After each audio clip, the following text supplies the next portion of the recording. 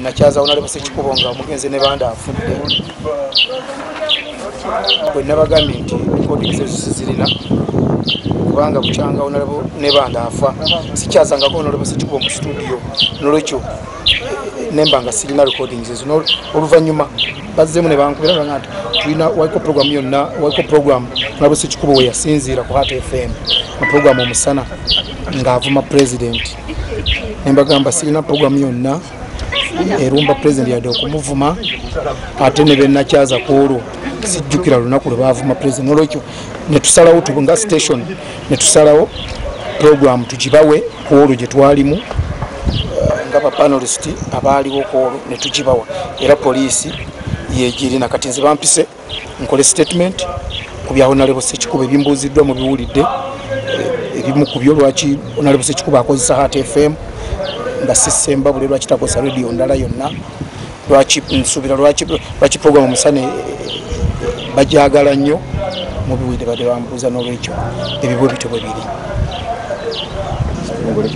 kitongole ky'Abambega ekivunaanyizibwa ku byobufuzi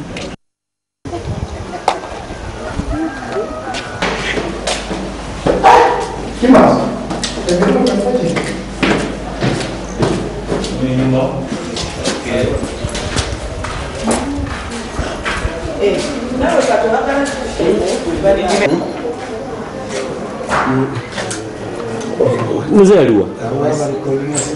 Gun mzee Saya tu nak bisa tu kenapa?